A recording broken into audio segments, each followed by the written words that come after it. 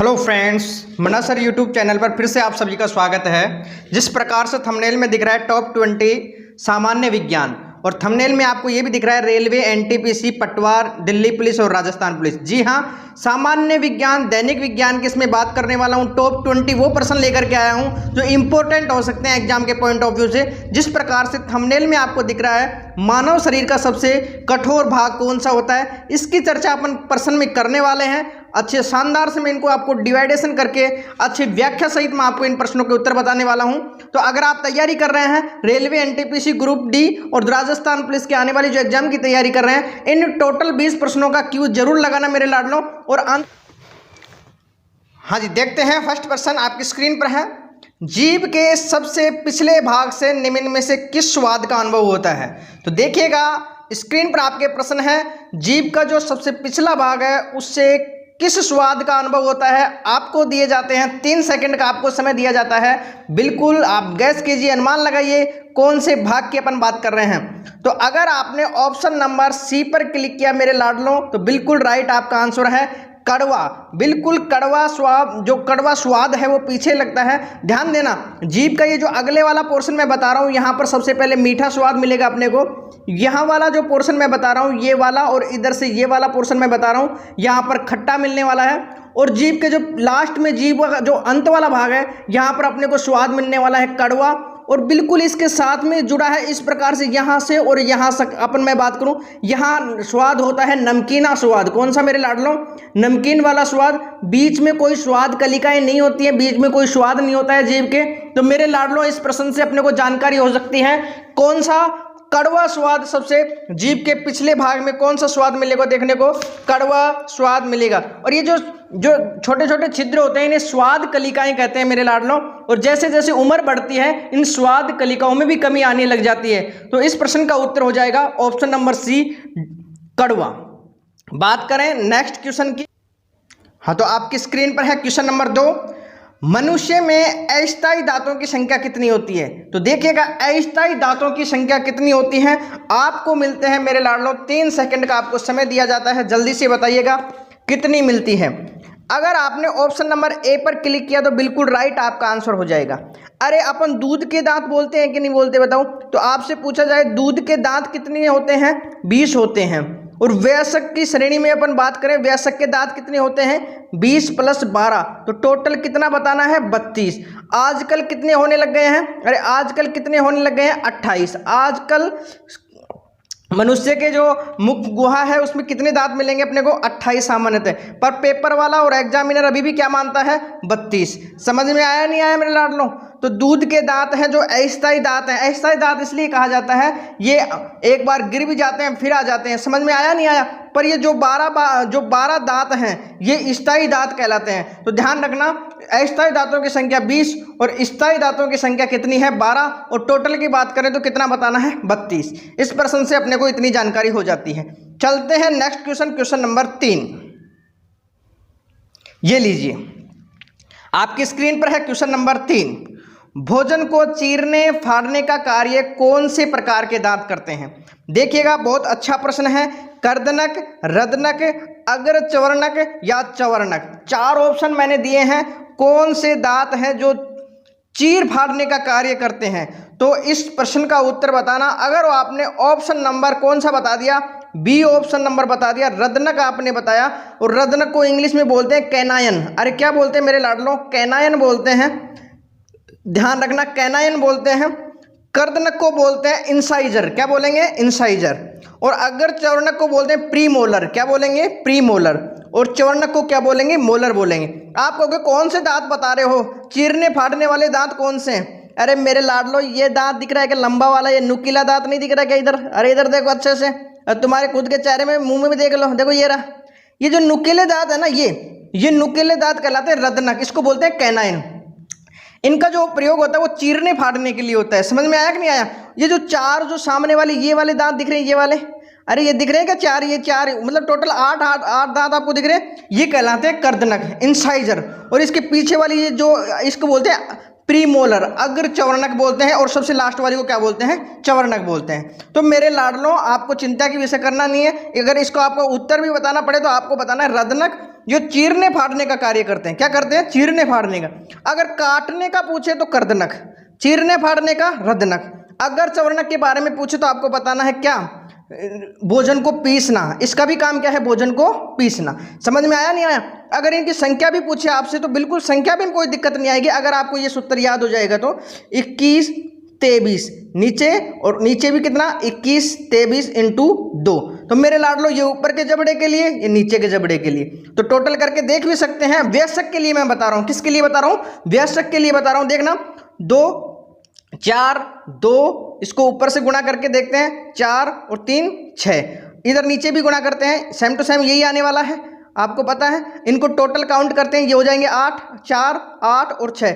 Total इनको जोड़ करके देखेंगे तो संख्या कितनी आने वाली है? 32। तो 21 23 इंटू 2 करके देखेंगे तो मेरे लाडलो दांतों की संख्या भी आ जाएगी। आप कहोगे ये क्या कर रहे हो? अरे कर क्या रहा हूं? इसमें कहने का मतलब मेरा ये है, इसको समझने का प्रयास करना। पहले मैंने कौन से दांत बताए आपको? इंसाइजर। इसके बाद इंसाइजर का मतलब होता है कर्दनक। समझ में आया कि नहीं आया? रदनक की मैं बात बताऊं। रदनक कौन से होते हैं? रदनक चीरने फाड़ने के होते हैं। इसको बोलते हैं कैनाइन। क्या बोलेंगे मेरे लाडलो? कैनाइन। अगर चवर्णक बोलते हैं प्रीमोलर। क्या बोलेंगे? प्रीमोलर बोलेंगे। समझ में आया नहीं आया?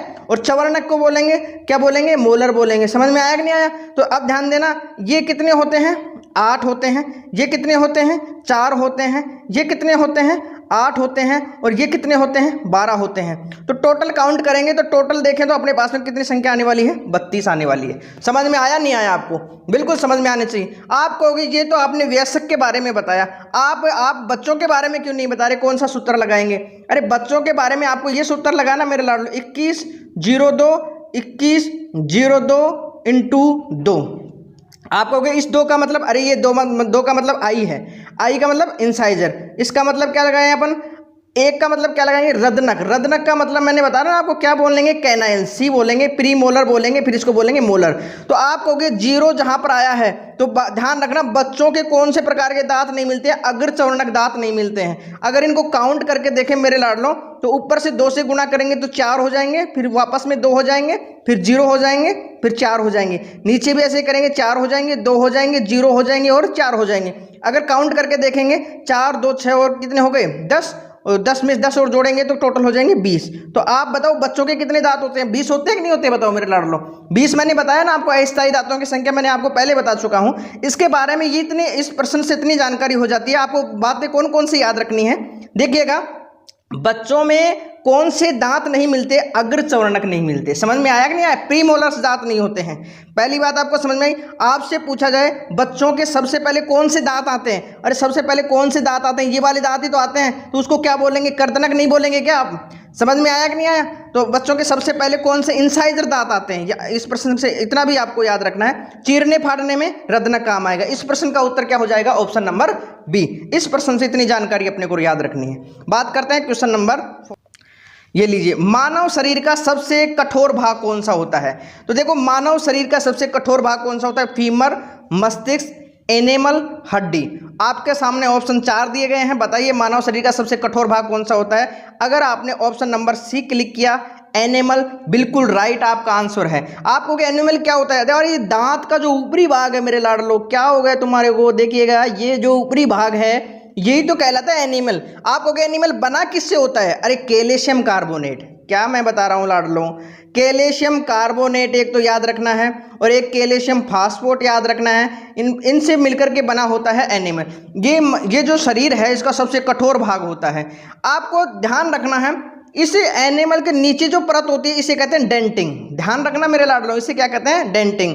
फिर डेंटिंग से तंत्रिकाएं जुड़ी होती हैं, और तंत्रिकाएं आपको ध्यान है जबड़े में अंदर ये जो दशा रहता है इसे ग्रंथदंती कहते हैं। क्या बोलते हैं? ग्रंथदंती। तो आप बता सकते हैं मानव का जो दांत है, एक तो द्विवार दंती भी हो सकते हैं, 2 बार आते हैं। एक ग्रंथदंती होते हैं जो जबड़े में रहते हैं, और एक अपन दांत कह सकते हैं कौन से? विषम दंती। विषम दंती इसलिए बोल सकते हैं कि इनका काम आप देखो ना, सभी दांतों का काम अलग अलग ठाक नहीं था, किसी का काटना, किसी का चीरना, किसी का पीसना। तो विषम दंती। तो मानव शरीर के दांतों की विशेषता आपको पता चली कि नहीं चली? ध्यान रखना। और ये जो एनिमल होता है ये कठोर भाग होता है दांत का, और इसी पर अमल जमा हो जाता है। क्या हो जाता है? अमल। और इसको अमल को छुटाने के लिए कौन सा पेस्ट करते हैं अपन? टूथपेस्ट। अरे क्या करते हैं मेरे लाडलो? टूथपेस्ट। आप कहोगे टूथपेस्ट में क्या आता है? अरे टूथपेस्ट में क्षार आता है और लवण मिलकर के बनता है, तो इससे क्या हो जाता है, इसका मामला सेट हो जाता है। आगे की बात करें, क्वेश्चन नंबर 5 की बात करते हैं। ये लीजिए, पित्तरस का स्राव निम्न में से कहाँ से होता है। बात करते हैं पित्तरस की, तो ध्यान देना मेरे लाडलो, पित्तरस का स्राव कहाँ से होता है, तो बताना इस प्रश्न का उत्तर ऑप्शन नंबर बी। ये दिख रहा है क्या आपको, लीवर दिख रहा है क्या, यकृत, यहीं से पित्तरस का स्राव होता है और इसका भंडारण होता है। एक ग्लेब, ये जो दिख रहा है आपको ग्लेब ब्लेडर, एक पित्ताशय की थैली में इसका वो होता है, क्या होता है, इकट्ठा होता है, इसका भंडारण होता है। समझ में आया कि नहीं आया। आप कहोगे पित्तरस के बारे में, अरे पित्तरस को आपको ध्यान रखना है, एक नीला नहीं बोल सकते, तरल हरा रंग का पदार्थ होता है और जिसका आप पीएच मान आपका याद रखना है। पित्तरस का पीएच मान कितना होता है, 7.7। अरे कितना बताना है मेरे लाडलो, 7.7 बताना है। और इसका भंडारण होता है जो पित्ताशय होता है, जो ग्लेब ब्लेंडर देख रहे हैं आप, इसी के अंदर। तो पित्तरस से अपने को इतनी जानकारी हो जाती है, किसमें, लीवर में, यकृत जिसको बोलते हैं। क्वेश्चन नंबर 6 की बात करते हैं। एक प्रोटीन जो मानव शरीर में रक्त को जमने से रोकती है, कौन सी प्रोटीन है जो रक्त को जमने से रोकती है, ये बताइए। रक्त का जो थक्का हो उसको उसमें जमने से रोकती है, तो आप बताइएगा ऑप्शन नंबर ए, हिपेरिन। इसका अच्छा आंसर और शानदार हो सकता है ऑप्शन नंबर ए। बात करें नेक्स्ट क्वेश्चन की, निम्न में से फाइब्रिनोजन और प्रोथ्रोम्बिन नामक प्रोटीन का स्त्राव होता है, बताइए किससे स्त्राव होता है इसका। तो ध्यान रखना, इसका स्त्राव भी यकृत से होता है, ऑप्शन नंबर ए इसका राइट आंसर हो जाएगा। इसका कार्य क्या है, जितनी भी मर्द जो आरबीसी होती है, मर्द जो आपने बताया लाल रुधिर कणिकाएं होती हैं, इनको समाप्त करना, इनको नष्ट करना इसका कार्य होता है। बात करें नेक्स्ट क्वेश्चन की, निम्न में से आहार नाल का प्रारंभिक भाग क्या है। तो मेरे लाडलो ये तो सबसे सिंपल प्रश्न है, मुख गुहा से आहार नाल प्रारंभ होता है और अंत वाला जो है इसका क्या कहलाता है, गुद्दा कहलाता है। इस प्रश्न से अपने को इतनी जानकारी हो जाती है। बात करते हैं नेक्स्ट क्वेश्चन की, अमाशय में पेप्सिन एंजाइम का मुख्य कार्य क्या है। पेप्सिन कार्य, जो पेप्सिन है उसका एंजाइम का मुख्य कार्य क्या है। अगर ऑप्शन नंबर बी आपने क्लिक किया, भोजन में उपस्थित प्रोटीन को पचाना इसका कार्य होता है, तो बिल्कुल राइट आपका आंसर है मेरे लाडलो, बिल्कुल शानदार आपका आंसर है। बात करते हैं नेक्स्ट क्वेश्चन नंबर 10 की, शरीर में प्रोटीन के विघटन के फलस्वरूप बनने वाली नाइट्रोजन क्षारक अमोनिया को यूरिया में परिवर्तित कौन करता है। अरे कौन सा अंग है जो यूरिया में परिवर्तित कर देता है। इस प्रश्न का उत्तर में फिर से अपने पास में आने वाला है यकृत, बिल्कुल ऑप्शन नंबर बी इसका राइट आंसर हो जाएगा मेरे लाडलों। बात करें नेक्स्ट क्वेश्चन की, शल्य चिकित्सा द्वारा पित्ताशय को हटा देना, अरे पथरी को हटा देना क्या कहलाती है, लिथोट्रिप्सी, कोलेसिस्टोमी, कैरियोलॉजी, ए बी दोनों। तो मेरे लाडलो शल्य चिकित्सा के द्वारा बात कर रहा है तो आप बताना कोलेसिस्टोटोमी। अगर शल्य चिकित्सा के ऐसे बात करें, शल्य चिकित्सा के बिगर ये कार्य किया जाता है उसे कहते हैं लिथोट्रिप्सी। क्या कहते हैं, लिथोट्रिप्सी। शल्य चिकित्सा के द्वारा तो जो पित्ताशय को जो पथरी हटाई जाती है क्या कहलाएंगे, कोलेस्टोमी। और शल्य चिकित्सा के अलावा जिस प्रकार से विकिरणों का प्रयोग करते हुए किया जाता है वो क्या कहलाएगा, लिथोट्रिप्सी। तो इस प्रश्न का उत्तर हो जाएगा ऑप्शन नंबर बी इसका उत्तर होने वाला है। शल्य चिकित्सा के द्वारा पित्ताशय को हटा देना क्या कहलाता है, कोलेसिस्टोटोमी। बात करें नेक्स्ट क्वेश्चन की, निम्न में से कौन सा पाचक एंजाइम अग्नाशय रस में पाया जाता है। बिल्कुल अग्नाशय रस की बात हो रही है, बताइए अग्नाशय रस में कौन सा एंजाइम पाया जाता है। मेरे लाडलो लगा दो जय माता दी, ऑप्शन लगा दो उपयुक्त सभी। ट्रिप्सिन भी मिलता है, लाइपेज भी मिलता है, अमाइलेज भी मिलता है, तो लगा दीजिए उपयुक्त सभी। बात करें नेक्स्ट क्वेश्चन की, निम्नलिखित में से यकृत कौन सा विटामिन संचित होता है। Yes very good, important question है। यकृत में कौन सा विटामिन संचित होता है, vitamin A, vitamin B, vitamin K, A B दोनों। बताइए मेरे लाडलों, इसमें थोड़ा सा दिक्कत ये है, इसको विटामिन डी कीजिए आप, विटामिन बी नहीं करके क्या करेंगे, विटामिन डी करेंगे। तो इस प्रश्न का उत्तर हो जाएगा ए बी दोनों। तो यकृत में जो विटामिन संचित होती है विटामिन ए और विटामिन डी। आप कहोगे क्या काम आती है, अरे जो कार्बोहाइड्रेट है उसको उपाचन करके ग्लाइकोजन का जो निर्माण करती है, ये उनमें सहायक है कौन कौन सी, विटामिन ए और विटामिन डी। इस प्रश्न से अपने को इतनी जानकारी हो जाती है। बात करें नेक्स्ट क्वेश्चन की, निम्न में से कहां पर कार्बोहाइड्रेट, न्यूक्लिक अम्ल, प्रोटीन वसा का पूर्णतः पाचन होता है। बताइए पूर्णतः पाचन कहां पर होता है, यकृत में होता है, छोटी आंत में होता है, बड़ी आंत में होता है, अमाशय में होता है। इस प्रश्न का उत्तर का इंतजार तो मैं आपसे करने वाला हूं मेरे दोस्तों, किस में इसका पूर्णतः पाचन होता है। कार्बोहाइड्रेट, न्यूक्लिक अम्ल, प्रोटीन, वसा, इसका पूर्णतः पाचन हो जाता है। आपके इस प्रश्न का उत्तर मैं कमेंट बॉक्स में देखना चाहता हूँ और डिटेलिंग के साथ में लिखना मेरे लाडलों। जितना डिटेल के साथ में लिखोगा मैं देखूंगा किस किस ने यहाँ तक वीडियो देखी है, उसको जितना उत्तर आता है उसका अच्छे से आंसर देना, बिल्कुल अच्छे से आंसर देना। बात करें नेक्स्ट क्वेश्चन की, मनुष्य में कितनी जोड़ी लार ग्रंथियां पाई जाती हैं? तो बताइए मनुष्य में कितनी जोड़ी लार ग्रंथियां पाई जाती हैं? तो बताना 3 प्रकार की। अरे 3 प्रकार की बताओगे या 3 जोड़ी बताओगे मेरे लाडलों? तो बताना 3 जोड़ी बताना। कितनी बताओगे? कितनी बतानी है अपने को? 3 जोड़ी। कितनी? 3 जोड़ी लार ग्रंथियां मिलती हैं। क्वेश्चन, निम्न में से अग्नाशय रस का पीएच मान कितना होता है? तो अग्नाशय रस की बात हुई है, इसका पीएच मान आपको पता है।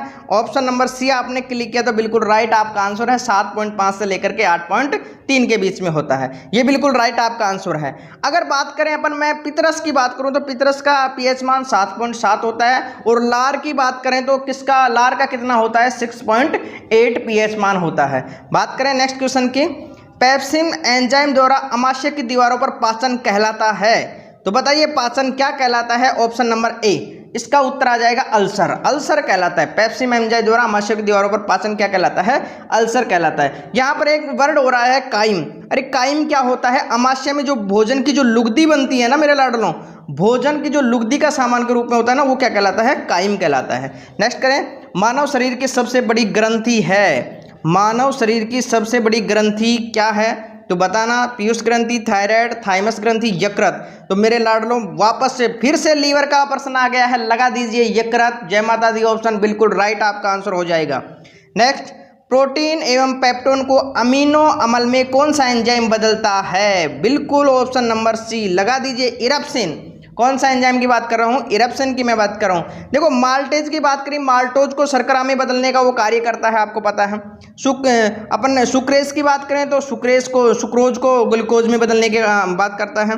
लाइपेज की बात करें तो ये वसा को अपना बदलता है, जैसे ग्लिसरीन के अंदर, इस प्रकार से। तो इस प्रश्न से अपने को इतनी जानकारी हो जाती है। बात करें नेक्स्ट एग्जाम की, बात करते हैं नेक्स्ट क्वेश्चन की, एंजाइम क्या है? बिल्कुल बताना एंजाइम क्या है मेरे लाडलों। तो उत्तर बता देना ऑप्शन नंबर डी, जैव उत्प्रेरक। तो इस प्रकार से ये टोटल 20 प्रश्न थे। इसी प्रकार से मैं अन्य प्रश्न भी लेकर के आने वाला हूं। आप बिल्कुल थ्योरी वाला पार्ट तैयार कीजिए और ऑब्जेक्टिव यहाँ से प्रश्न कीजिए आप। 100% आपको हेल्पफुल भी ये वीडियो होने वाली है और अपने आप में कॉन्फिडेंस पैदा करने वाली ये वीडियो है। तो कैसी लगी वीडियो आप एक कमेंट बॉक्स में जरूर देना, इसका उत्तर भी देना। जितना डिटेलिंग के साथ में आपको जानकारी हो तो आप इसमें कमेंट बॉक्स में लिखना। थैंक यू, धन्यवाद। अगर आपने टेलीग्राम ज्वाइन भी नहीं किया है हमारा तो बिल्कुल मंडा सर के नाम से टेलीग्राम ज्वाइन करें आप जल्दी से, उसकी PDF वहाँ पर आपको उपलब्ध हो जाएगी। थैंक यू, धन्यवाद मेरे दोस्तों।